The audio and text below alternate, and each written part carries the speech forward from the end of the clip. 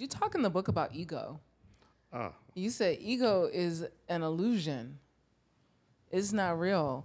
You said the ego is an illusion. It creates I-ness. I, me, and mine. When we're asked where we feel, we point to the heart. When we ask where we think, we point to our head. Where is the ego? And as long as you focus on what am I not getting, no relationship will survive. So it has taught me to think more about what am I giving. Since I can't control what I'm getting, I can't control, I can demand, but I'm not going to succeed. But if I change my orientation to what am I giving. I don't think a lot of people enter into relationships with that. It is always the taking, what can I get from it? But when you enter in relationships asking, what can I give? Everywhere, okay, here also young girls have the wrong notion of what is life, and then they go through their 30s to get that wisdom and lots of pain to get that wisdom. The conversations at home with my girls, I always tell them, it's not about the party, we'll do the party. The real party starts a week after your wedding. My daughter's best friend just got married in Goa to someone from Kenya, and she said, Mom, the Indian and Kenyan wedding was like the best I went to. So sometimes when cultures come together, there is something new that gets created, which I think a generation ago was not possible at all, right? Today, we see a lot more of those wrong, which I think is good, because the more understanding we have of each other, the less the other person becomes a monster. Is your younger daughter, is she marrying an Indian man? Yeah. Okay, so they're both married Indian men. Yeah. Are you like happy about that though? I am happy that both boys really, really have their back, really respect these girls.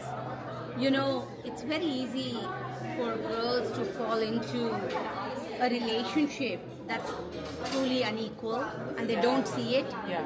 And even if you see it, there's very little you can do to stop it. If there was a fear, that was always my fear, that they are in a relationship that is unequal. So what I'm really happy for them is both boys genuinely have my girls back. See, I always feel marriage has to make a family bigger, not smaller, right? We are becoming a smaller and smaller unit. I think that makes you more and more selfish and self-centered, because you got to only focus on yourself. You don't have to worry about anybody else, right? But when the family becomes bigger, you find you have to give more, but I think you find deeper happiness, I feel, okay? At least that's what I believe. One word you are committed to in this season of your life. Self-compassion and self-care. You can't give somebody something you can't give yourself.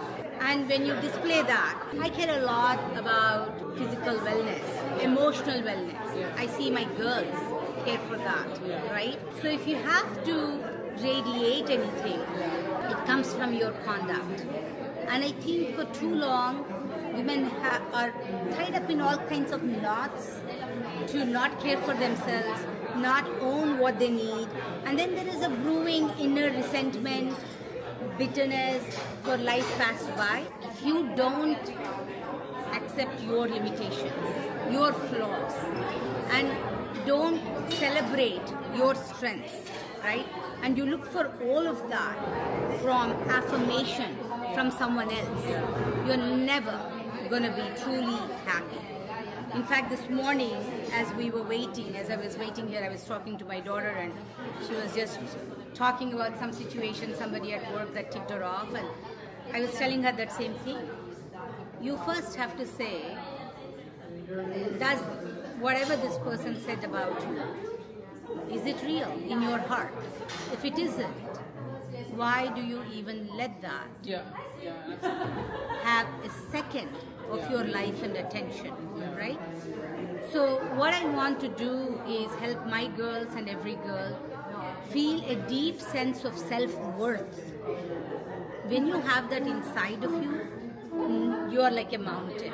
Nobody can whip you around. Nobody can take it away from you. And you give more from your heart. It's not that you're not giving, but you are giving voluntarily. Yeah. You're not forced into situations when you have a deep sense of self-worth. And so to me, I think truly practicing that, not just saying that, I think is very, very important.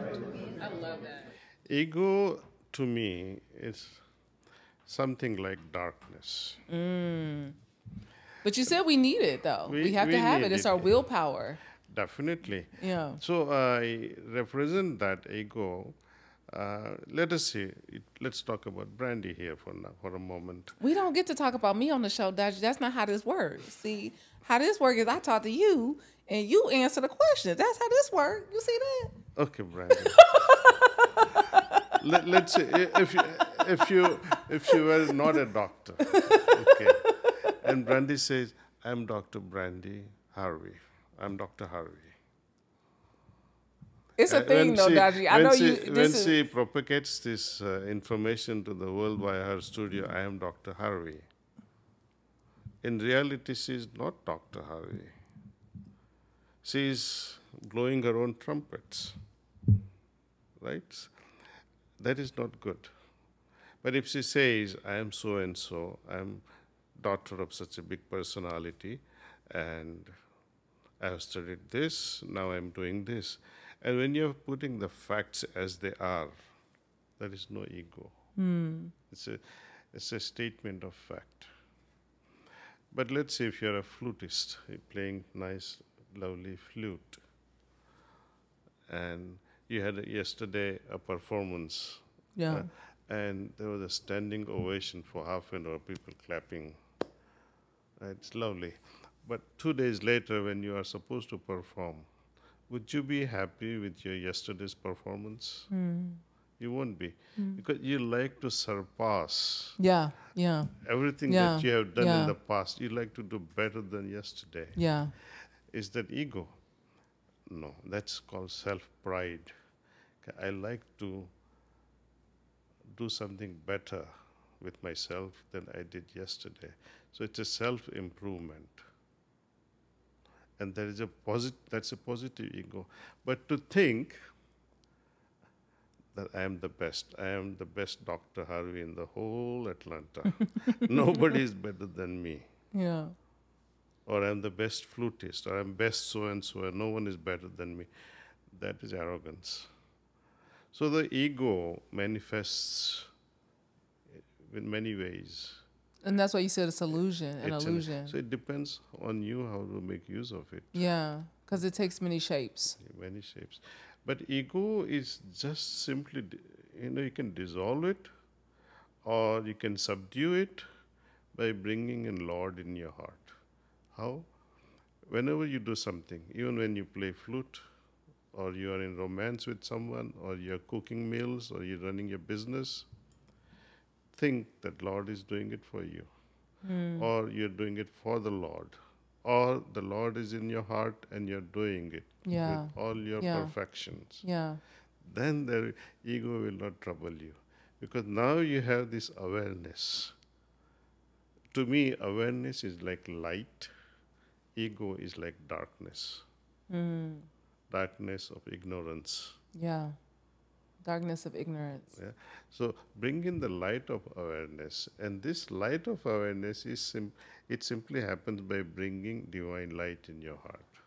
So we say, let's meditate on the presence of divine light, which is already there in our heart. Yeah. Expose it. Yeah. Expose the light. Expose the light through your actions, through your thoughts, through your lifestyle, through your behavior. Yeah. Hey, Vault family, thanks for watching. If you enjoyed this clip, make sure to check out our full interview on our channel at Vault Empowers Talks. We don't just scratch the surface. We dive deep into the lives of some of the world's most influential leaders and change makers. Don't forget to like, to comment, and be sure to subscribe for more inspiring conversations. See you next time.